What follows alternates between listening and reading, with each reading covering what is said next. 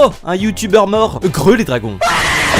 Jujutsu Kaisen c'est cool, c'est de la dinguerie, tout le monde le sait, et j'ai pu voir récemment le film avec une ambiance civilisée. Mais à part mon affection pour l'œuvre, il m'est arrivé de me poser des questions sur les inspirations liées au fléau, même si parfois ça peut se résumer à des expériences du Nord-Pas-de-Calais. Frérot, caissier se moque d'un caissier, plaît-il. À Calais se moque d'une auto qui a calé. C'est un coup sur la ceinture que je n'ai pas. Tanguy vanne les contours de Freezer.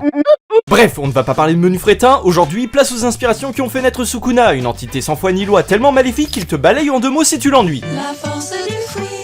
Sur ce, on y va, j'espère que ça vous botte. T'as dit botte? Putain ta gueule! Ryomen Sukuna est un nom complet comportant la signification de double face et spectre, l'ensemble constituant esprit aux 2 visages. Il est le roi des fléaux, un des antagonistes majeurs de Jujutsu Kaisen. Sacré gaillard ayant donné du fil à retordre aux exorcistes dans le passé. Depuis 1000 ans. Et qui tel William Afton refuse de canner et revient à la vie en possédant le jeune Itadori. Ah, tu crois que j'étais mort, hein, bâtard? Ce fléau nous fascine de par sa puissance monstrueuse tout au long de l'œuvre et de sa véritable apparence décrite comme un démon possédant 2 visages et doté de 4 bras d'un total de 20 doigts. Pourquoi maintenant je pense qu'à Elden Ring? Cela ne vous a pas coûté un bras tous ces tatouages? Oh que non, mes confrères m'ont accueilli à bras ouverts. Les bras m'en tombent. Pas de bras, pas de chocolat. Ouais, des références, ouais, j'en ai. Bien que l'on reconnaisse ce personnage au sein de l'œuvre d'Akutami, il est bel et bien inspiré d'un personnage mythologique du même nom, tout droit issu du folklore japonais. Référencé dans le Nihon Shoki datant de 720 durant l'époque de Nara, Ryomen Sukuna serait apparu dans les provinces de Hida, et y est décrit comme un humanoïde à 2 visages, et composé de 4 bras et 4 jambes, chaque paire étant à l'avant et à l'arrière du corps, et maniant de nombreuses armes comme les épées, l'arc ou bien la lance, donc à ne pas sous-estimer. Ce personnage est décrit dans les légendes soit sous la forme d'un spectre, soit sous la forme d'un colosse comme nous pouvons le retrouver dans le jeu Nioh 2. Et c'est après que le démon ait massacré des milliers de personnes que l'empereur Nintoku aurait envoyé le shogun Takefurukuma pour le mettre hors d'état de nuire. Je suis un samouraï, j'y vais. Et déjà que préparer ce genre de vidéo sans dire de conneries c'était pas assez un vrai merdier, v'là que selon les traductions, les régions et les conflits géopolitiques, sa légende change. J'en ai marre! Qu'est-ce qui s'est passé? Cependant, je vais vous présenter 3 d'entre elles qui, accrochez-vous, pourraient élaborer des théories sur l'origine story du Sukuna de Jujutsu Kaisen.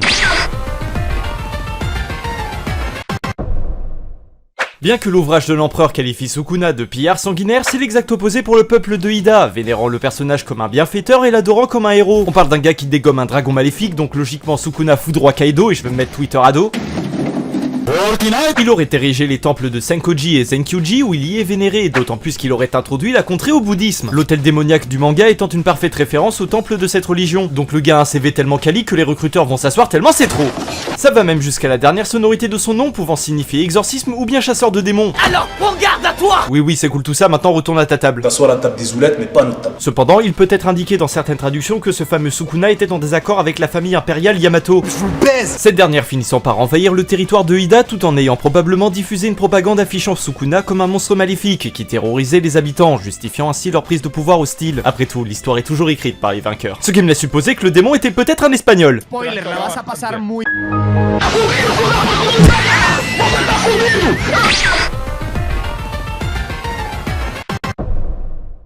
Dans cette version plus réaliste de la légende, Ryomen Sukuna se révélerait être une personnification des princes jumeaux Usu no Mikoto et Osu no Mikoto. Et bordel, c'est quoi ces blazes? On est dans Tintin et le monde des isekai ou quoi? Cependant, le rôle de bienfaiteur devait sûrement revenir à leur père, l'empereur Keiko, car notre cher Osu aka Yamato Takeru était loin d'être un ange. Crois-moi, les seules perles qu'il a envie d'enfiler, c'est dans ton cul.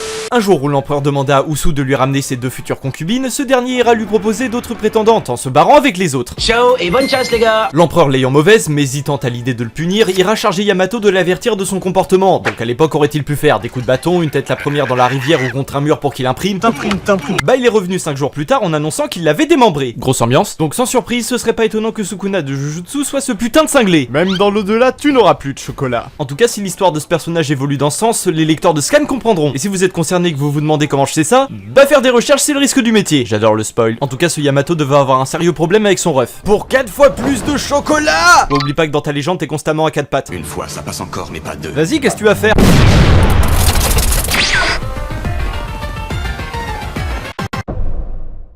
Akutami nous offre durant une interview de Mando Kobayashi qu'il s'était entre autres inspiré d'une légende urbaine de 2005. Cette dernière relatant l'histoire d'un ouvrier chargé de la démolition d'un vieux temple dans la préfecture de Iwate. Cet homme affirmant avoir trouvé dans une pièce condamnée du dit temple une vieille boîte en bois de 2 mètres complètement cloutée et ornée d'un papier à moitié effacé. Attends, laisse-moi déchiffrer.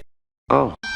Et suite à l'intervention d'ouvriers curieux, ils découvrirent la momie de jumeaux siamois arborant 2 paires de bras. Et on apprendra plus tard de la part du petit-fils du prêtre de l'ancien temple qu'il s'agissait autrefois de jeunes siamois issus d'une famille pauvre, vendus comme attraction dans une foire aux monstres. Mais vint l'arrivée d'un certain Mononobe Tengoku qui leur fera fuir le quotidien de bêtes de foire, leur octroyant une nouvelle vie décente. Non, je déconne, il les enferme avec d'autres gens pour qu'ils s'entretuent.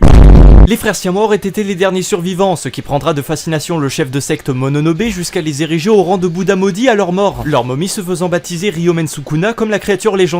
Je pourrais m'arrêter là sur les momies, mais si je vous disais que quelque chose se trame derrière l'illustration du tout premier chapitre. En effet, il est visible dans l'arrière-plan une momie à 2 visages, arborant une tenue de moine, probablement le fruit du Sokushin Butsu, une tradition ancestrale propre au bouddhisme, consistant à s'élever au rang de Bouddha en s'imposant un régime strict et en terminant ses jours en position du lotus dans l'isolement. Crois-moi, si ça marchait vraiment, les crous seraient devenus des monastères. On va arrêter là, je suis désolé. Donc, l'interrogation que l'on pourrait se poser est que si Sukuna avait réellement eu le temps de se consacrer à cette pratique d'illumination jusqu'à sa mort, cela voudrait dire que les exorcistes de l'âge d'or ne l'ont jamais vaincu. Bon, vous en aurez appris un peu plus sur les origines folkloriques de Sukuna, et je vous avoue que j'ai dû me calmer sur certains détails pour le bien de ma chaîne. Donc pour plus de précision, les sources sont en description. Donc on pourra dire ce qu'on veut, niveau inspiration, Sukuna a vraiment les bras longs. Permettez que je devienne votre bras droit, si vous voyez ce que je veux dire. Je n'ai qu'une chose à dire à la magicienne que vous êtes, abracadabra, copulon.